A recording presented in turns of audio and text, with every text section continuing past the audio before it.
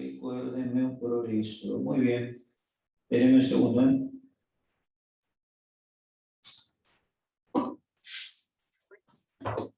Ahí está. Ahí mandé la fotito. Ahí está. Bueno, entonces decíamos que no sé ni de qué estaba hablando. Me desconcentré. Ah, sí, estaba hablando de del cuadrito. De la histamina y el acetilcolina. La histamina viene de un aminoácido que se llama histidina. ¿Está bien? La histidina la conocen de aminoácido, claro. La histamina proviene del aminoácido histidina. Bueno, la histamina la fabrican las células, estas células argentafines, estas células, que son células de secreción endocrina, y una de las secreciones endocrinas es esto.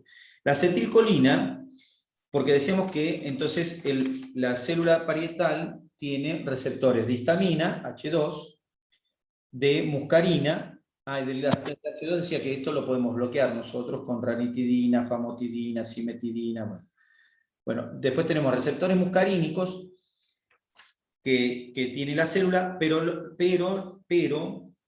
las células argentafines también tienen receptores muscarínicos para la secreción de histamina.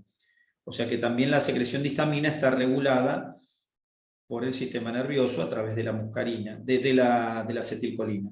La acetilcolina es una estructura, esto igual ya tiene la copia y ahí dice, la acetilcolina es una colina acetilada. La colina es una molécula nitrogenada que la ingerimos con los alimentos, vegetales, en distintas cosas. Y el acetilo, un grupo acetilo es un grupo de carbono. Bueno, entonces la acetilcolina es una molécula pequeña que se forma, que se usa como neurotransmisor.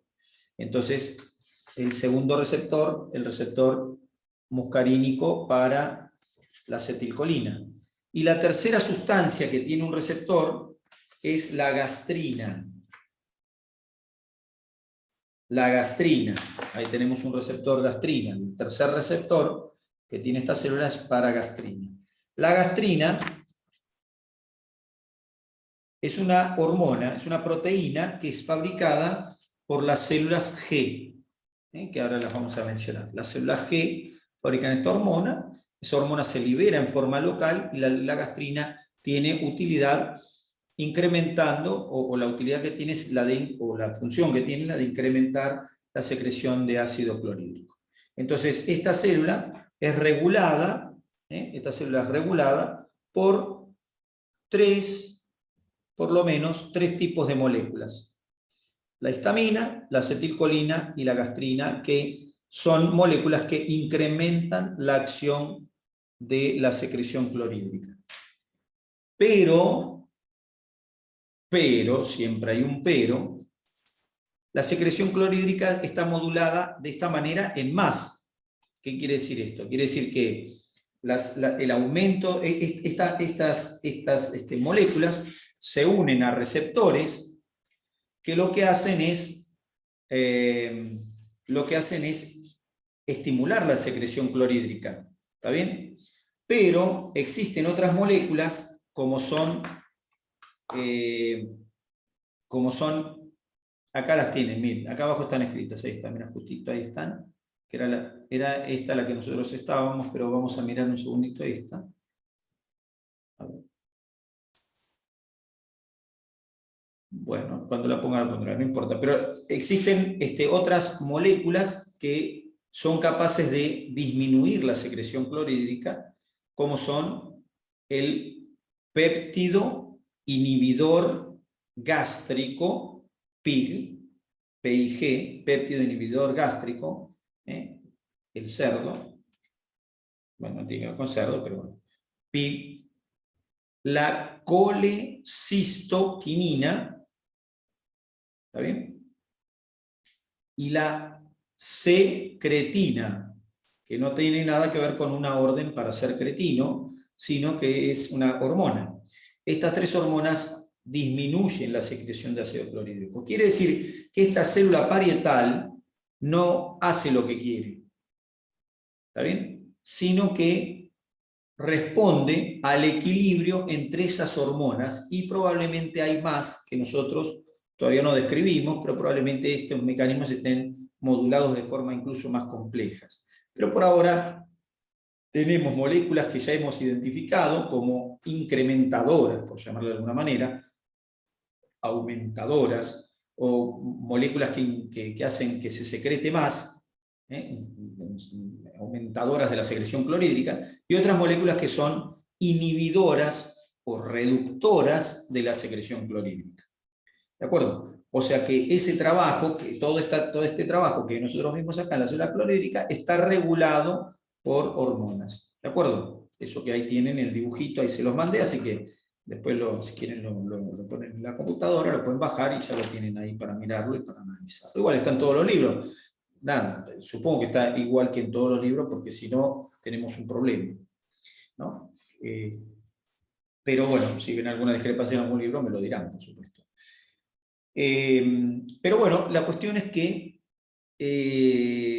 ahí tengo las células parietales. Las células parietales secretan ácido clorhídrico y son reguladas. Pero también no solamente secretan ácido clorhídrico, sino que además de secretar ácido clorhídrico, secretan, ahí está, secretan una proteína, que en realidad es un péptido, que se llama factor intrínseco. ¿Sí? Las células parietales también fabrican factor intrínseco, así se llama, factor intrínseco. Ese lo secretan por exocitosis, es decir, se fabrica en el retículo endoplásmico rugoso, luego el aparato de Golgi lo procesa, lo empaqueta, el factor intrínseco, y luego es empaquetado justamente por el Golgi, y las vesículas que se forman, o sea, las bolsitas, las bolitas que se forman, se pegan en la membrana plasmática, se acercan a la membrana plasmática, se pegan, se abren, y eso se llama exocitosis, por supuesto, y se libera el factor intrínseco a la luz de la glándula. Y luego ese factor intrínseco va al estómago. El factor intrínseco es una molécula muy importante porque el factor intrínseco, que en realidad no se secreta justo como factor intrínseco, sino que se secreta como profactor intrínseco, pero no importa. Lo que importa es que el factor intrínseco llega al estómago, ¿sí? Y se hace activo en el sentido que adquiere la capacidad para unirse a una sustancia que nosotros necesitamos para vivir y que no podemos fabricar, y que la tenemos que sacar de productos animales o de comprimidos. Y esa sustancia se llama vitamina B12. Vitamina B12, efectivamente. ¿De acuerdo? Los vegetarianos saben eso también, porque se la tienen que tomar aparte, porque si no comen productos animales tienen que tomar la vitamina B12 en algún suplemento. ¿Está bien? Muy bien. La vitamina B12 se une al factor intrínseco en el estómago. Una vez que el factor intrínseco está activado, se une a la vitamina B12 y se forma un complejo que se llama complejo factor intrínseco vitamina B12. ¿Está bien? FIB12. Ese complejo tiene una característica especial que no pasa prácticamente con ninguna molécula. Y es que tiene, para ser absorbido, receptores específicos. Es decir, en el intestino terminal, en la parte final, se llama en el ilion terminal, en la parte final del intestino delgado, ¿está bien? En el ilion terminal, las células mucosas, las células de la mucosa, las células epiteliales de ese intestino, tienen receptores para ese factor intrínseco unido a la vitamina B12. O sea que si la vitamina B12 no viene unida a ese factor intrínseco, no se va a unir ese factor intrínseco al receptor, y por ende no se va a internalizar le llamamos absorber, pero lo mismo, internalizar la vitamina B12. O sea que para que se pueda absorber vitamina B12 se necesita factor intrínseco, y para que haya factor intrínseco activo, se tiene que secretar ese factor intrínseco, y para que se secrete tiene que haber células parietales que lo fabriquen y lo secreten. Entonces las células parietales son las encargadas de fabricar ese factor intrínseco. ¿Está bien? Células parietales. Entonces ahí tengo células parietales, ahí se ve. Bien. Bien. Acá dice que están más en el cuello y en el istmo, pero están distribuidas a lo largo de toda la glándula, como se ve acá, en el preparado. ¿Ven? A lo largo de toda la glándula ven cómo hay células coloraditas, por todas. Son más abundantes acá arriba que acá abajo, pero ahí están las células parietales a lo largo de la glándula. ¿Ven? Acá son más abundantes que acá, pero siguen estando en toda la glándula. Bien, entonces ahí tengo la célula parietal y su función. Y luego tengo la célula principal. Acá tengo la célula principal. Y la célula principal, que es esta que está acá, llena de granitos, ¿ven que está como granulosa? Bueno, no está como granulosa de casualidad, es porque tiene granulitos. Esos granulitos son simplemente vesículas.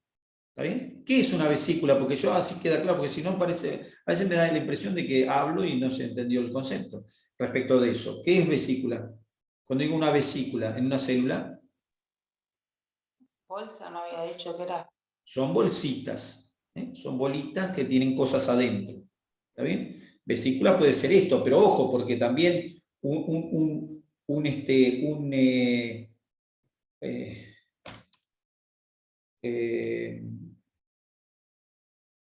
lisosoma también es una vesícula. ¿Y qué es un lisosoma? ¿Tiene enzimas adentro? Claro, muy bien. Tiene enzimas, es decir, es una bolsita que tiene enzimas. Y si digo un peroxisoma,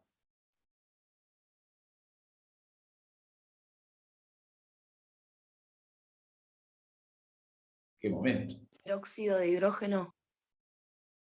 Bueno, vamos a ponerle peróxido de hidrógeno. ¿Qué es el peróxido de hidrógeno? ¿Cómo se llama? ¿Peróxido de hidrógeno? ¿Qué es el peróxido de hidrógeno? ¿Es él?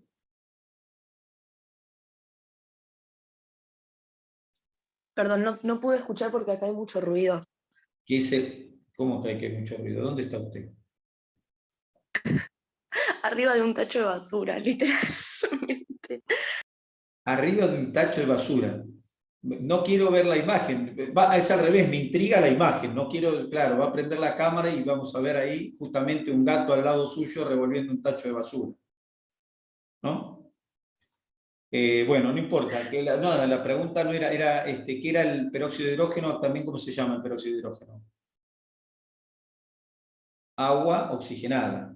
¿Y a qué pertenece el peróxido de hidrógeno? Pertenece a un grupo de moléculas que son justamente especies reactivas del oxígeno, es decir, son sustancias oxidantes. ¿Está bien? Oxidantes. ¿Está bien? Y entonces los peroxisomas son vesículas que tienen, también se les llama radicales libres, que tienen moléculas que...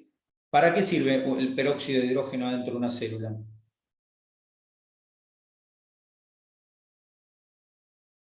¿Para qué sirve el oxidrilo dentro de una vesícula en una célula? Yo meto dentro, la célula se encarga de guardar, dentro de vesículas, se encarga de guardar anión superóxido, que es el oxígeno no molecular, sino el oxígeno libre, un O solito. Se encarga de guardar peróxido de hidrógeno, H2O2, una molécula de agua que le está sobrando un oxígeno. Se encarga de guardar oxidrilos. ¿Y para qué hace eso la célula? Los mete dentro de una vesícula. ¿Y para qué puede hacer eso una célula? Para divertirse. No lo hace para divertirse, no. Se divierte de otras maneras. Lo que hace es guardar eso porque son moléculas que son capaces de oxidar, son fuertemente oxidantes y por ende pueden degradar sustancias como lo mismo que hace el protón. Pero en vez de guardar protones, guarda estas moléculas. El problema con estas moléculas es que pueden oxidar nuestras propias células, las cosas que hay dentro de nuestras células. De hecho, el proceso de oxidación que producen esas moléculas es importante a la hora de evaluar una cosa que hoy en día se estudia bastante, que es el envejecimiento. ¿Qué toma la gente que le dicen, mire, para que envejezca más tarde, de forma más tardía, tómese estos, ¿qué? Antioxidantes. Antioxidantes. Los antioxidantes sirven para neutralizar esas moléculas oxidantes que la célula propiamente ya tiene, pero que las guarda no para dañarse a ella, sino para dañar cosas que pudieran entrar en ella. Pero en ese daño también daña lo propio. Y además esas moléculas se pueden fabricar en el metabolismo celular y también dañar lo propio.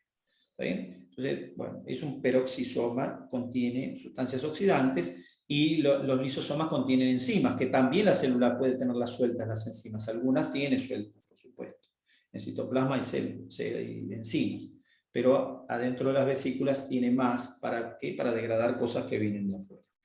Bueno, conclusión, entonces, no sé a qué venía esto. Porque quería que quedara claro ese concepto de vesiculitas, porque son bolsitas que están adentro ¿está bien? De la célula. Un fagolisosoma, un fagosoma, son todas vesículas.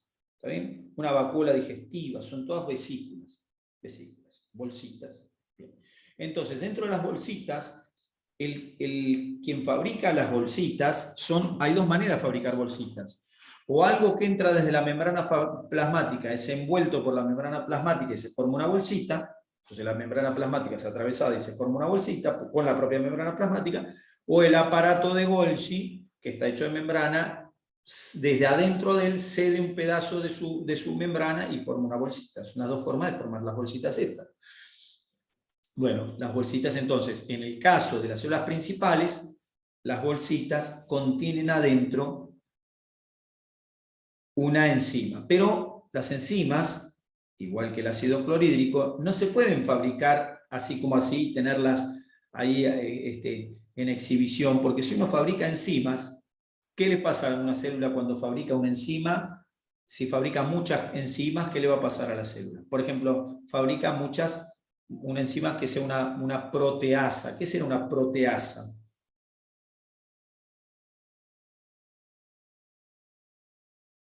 Proteasa. ¿Qué es una lipasa? Degrada lípidos. Bueno, degrada lípidos. Es más, las lipasas degradan lípidos en especial, pero por ahora ponemos que degrada lípidos. Después vamos a hacer la aclaración. Bueno, una lipasa degrada lípidos. Muy bien. ¿Y una proteasa? Proteínas. Muy bien. Degrada proteínas. Una proteasa. ¿Y por qué no se pueden liberar proteasas y lipasas y endonucleasas y todo en el citoplasma así libremente, como si fuera... ¿Por qué no se pueden liberar así? Porque va a degradar a la célula, que está hecha de lípidos, proteínas. Exactamente. Ese es el motivo. No se pueden degradar, no se pueden liberar enzimas a lo loco, así como alocadamente, descocadamente, porque se va a producir una degradación de lo propio. Entonces, las células, en este caso las parietales, otras va a pasar lo mismo, las células parietales no van a fabricar las proteasas, sino que van a fabricar los precursores de las proteasas, que son lo mismo, son esa proteasa, solo que la cadena, una enzima, ¿qué es? Desde el punto de vista molecular.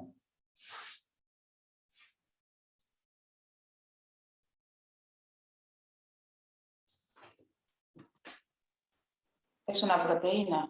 Una proteína, claro. Las enzimas son proteínas. Las enzimas son proteínas. Entonces, las enzimas son proteínas, por lo tanto, como las enzimas son proteínas, lo que se fabrica, cuando uno dice fabrica un precursor, es una proteína cuya cadena es más larga que la proteína activa. Entonces, Para activar yo fabrico un precursor y para activarlo le corto un pedazo de cadena y tengo la proteína activa. Bueno, efectivamente, en este caso, cuando hablamos de enzimas, especialmente de las digestivas, cuando hablamos de la liberación, lo que decimos es que se liberan en forma de zimógeno, con Z. De zimógeno. ¿Está bien? Es decir, se liberan en forma de zimógeno, es decir, la enzima inactiva. No se activó todavía la enzima. Y luego, la cadena de aminoácidos es escindida, es cortada, fraccionada, en un punto en particular, y entonces la enzima se hace activa. Es decir, pierde un pedacito de cadena de aminoácidos y se transforma en la proteína activa. Eso es un zimógeno. Bueno, lo que fabrican las células principales es un zimógeno que se llama pepsinógeno, como dice ahí. ¿Está bien? Y se guardan en gránulos que son vesículas, que cuando uno las mira en el microscopio parecen granitos, que es lo que estamos viendo ahí. Miren acá si no parecen granitos. Esto no parece como si fueran granitos. Bueno, esos gránulos casualmente son gránulos que contienen pepsina. ¿Está bien? Perdón, que contienen pepsinógeno. ¿Está bien?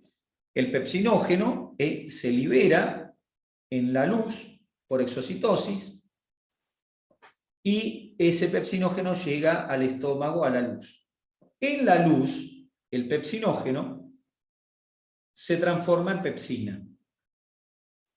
¿Y qué transforma el pepsinógeno en pepsina? ¿Qué transforma el pepsinógeno en pepsina? ¿A qué no saben? Sí saben, seguramente. Pero... El ácido. Un amigo nuestro. ¿Quién? No escuché. Digo, el ácido de esta forma. Exactamente. ¿Vieron cómo le dije que los ácidos fraccionaban proteínas? Bueno, también fraccionan estas. Solo que a estas vienen preparadas de una manera tal que no se degradan con la misma facilidad que las otras, pero sí se degradan la unión que hace que estén inactivas.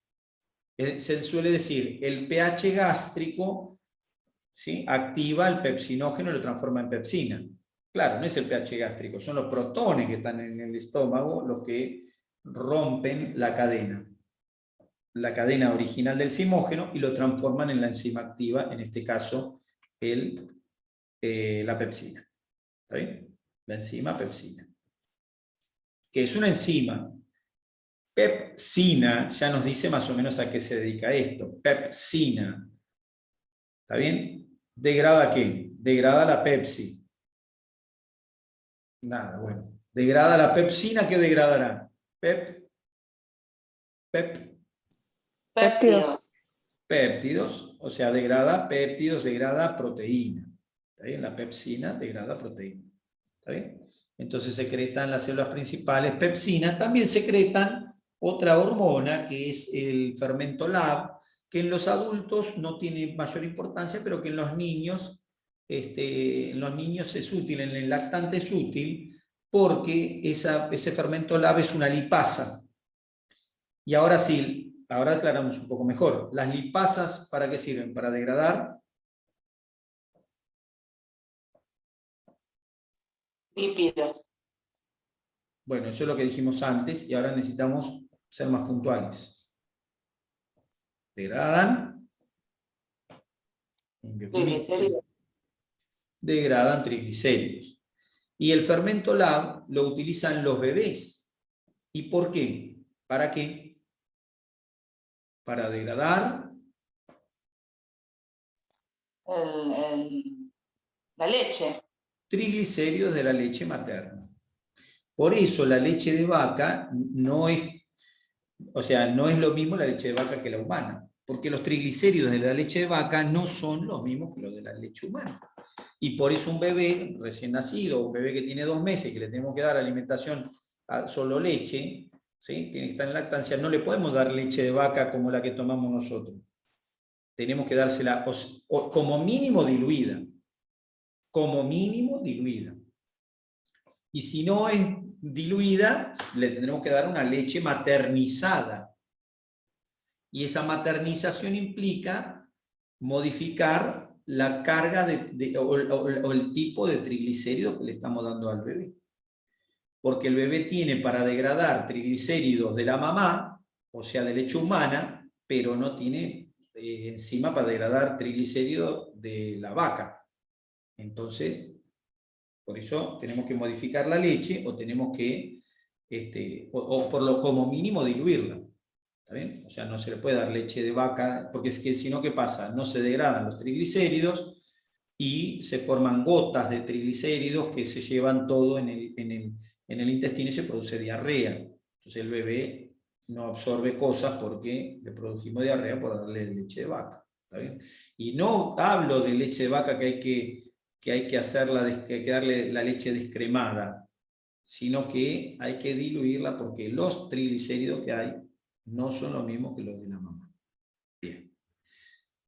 Entonces, fermento lab, que también se fabrica como simógeno, o lipasa gástrica, que se fabrica como prelipasa, eso en el bebé, en el adulto ya no se fabrica lipasa prácticamente, pero sí se fabrica pepsinógeno que se transforma en pepsina. Como estas células son secretoras de moléculas que van a estar en gránulos, entonces tienen gran cantidad de RER y Golgi, como dice ahí. O sea que el RER y el Golgi, el retículo endoplásmico rugoso y el Golgi, no son una casualidad. ¿Está bien? A diferencia de las parietales que tienen mucha mitocondria porque utilizan mucha energía, que tampoco es casualidad. Entonces ahí están. Recordar que la bomba de protones requiere ATP. ¿Está bien? Es una bomba de protones ATPasa, degrada ATP para poder funcionar. ¿Está bien? Se llama protón potasio ATPasa la bomba. ¿Está bien? Y justamente intercambia protón por potasio y utiliza energía en ese proceso. Bueno, entonces ahí tengo la secreción de la célula principal de la célula parietal. El pepsinógeno se secreta a la luz y produce degradación de proteínas, que ahora vamos a ver ese tema en un ratito. Vemos eso. Y si no es hoy, será la semana que viene o la otra. No, la semana que viene vamos a tener un examen. Dicho sea de paso, el viernes, por las dudas, no sé cuánto va de esta reunión, pero por las dudas le digo, el viernes, el domingo, vamos a hacer reunión de vuelta y lo que vamos a hacer el domingo, vamos a hacer lo mismo que con anatomía, pero con fisiología.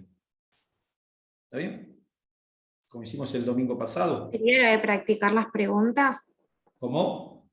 ¿Y vamos a practicar con las preguntas? Claro, haremos algunas ¿Eso preguntas. sería? Sí, sí. Va, si no Buenísimo, quieres, no. genial. Ah, genial es la palabra. Bueno, no, está bien. Perdón.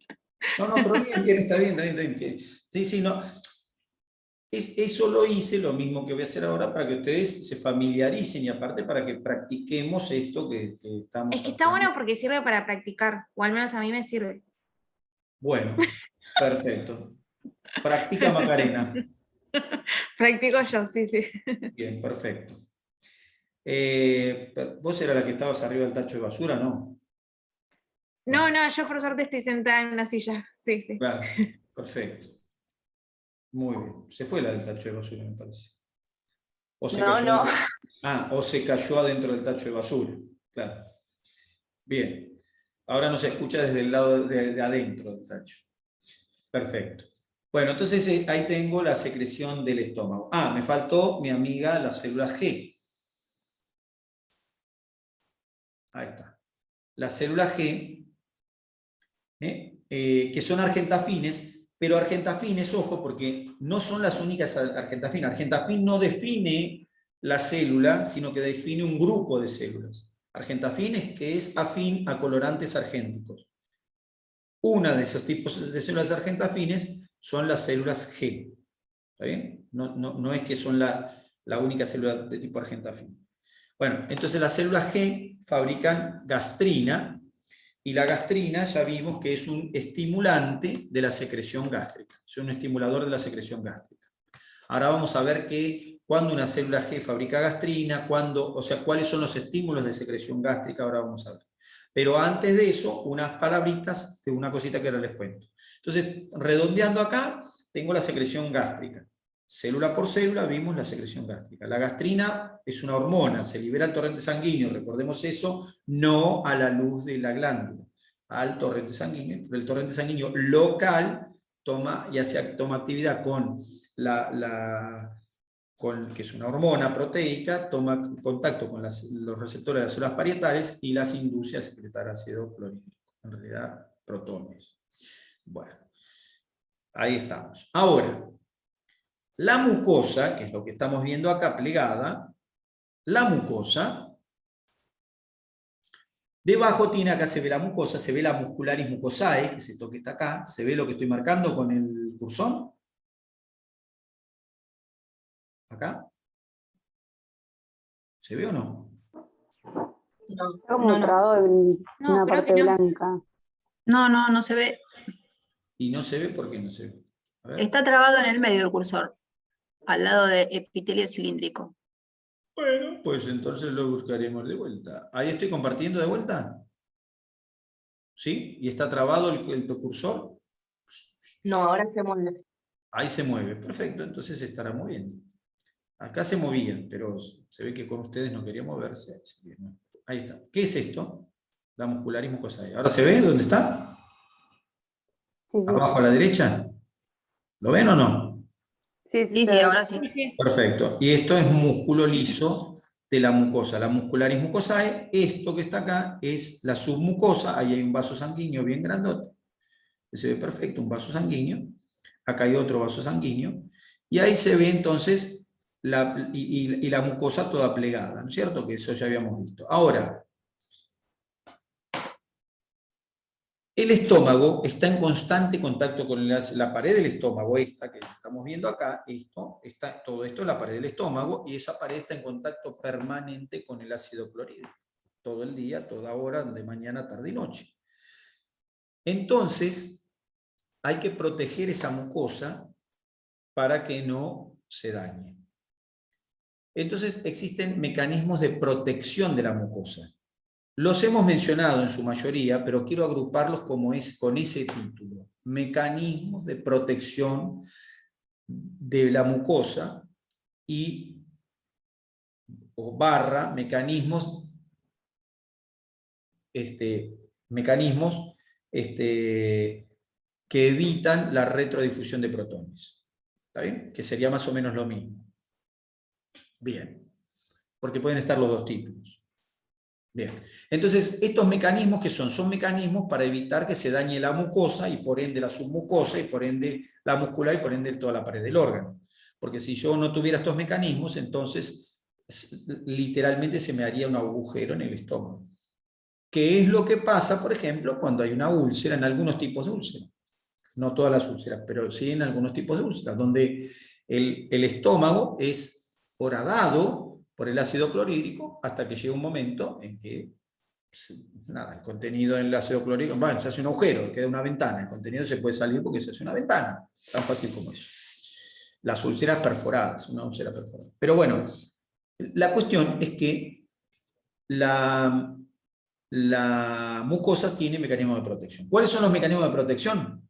Bueno, el primer mecanismo de protección es el recambio celular permanente.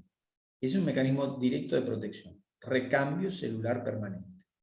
Las células de la mucosa deben ser reemplazadas permanentemente. ¿Qué se hace con la célula vieja? Cae directo a la luz y que vaya a degradarse con toda la comida. Chao. Hasta luego, cocodrilo, si te he visto no me acuerdo. Bien. 1, entonces, recambio celular. 3 a 5 días cambiamos toda la mucosa. 2, por supuesto, el moco. El moco es un mecanismo que evita la retrodifusión de protones. ¿Está bien?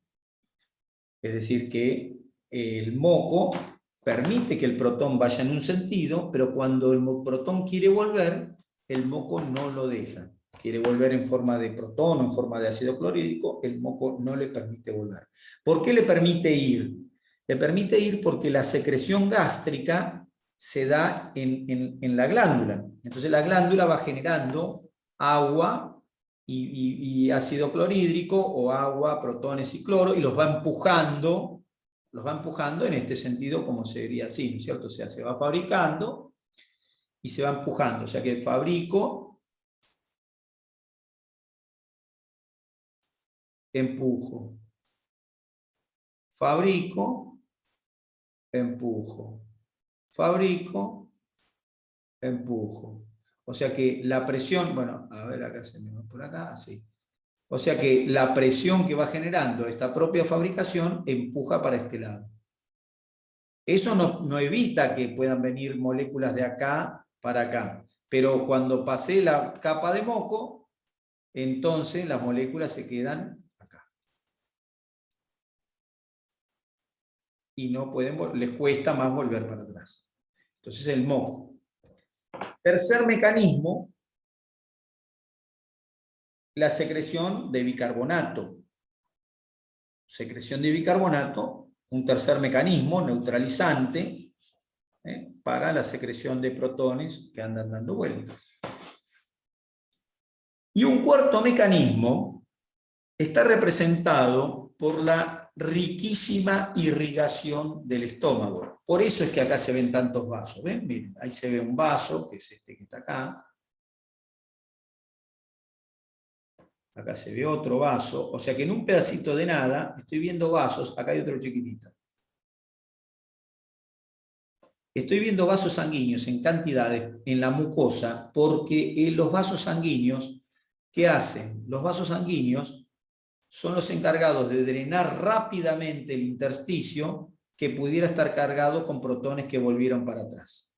Los protones se pueden volver, de hecho lo hacen. No es que los protones una vez que los mandé, ay, sí, listo, ay, pero que no estaban en el estómago, diría alguno, ¿no?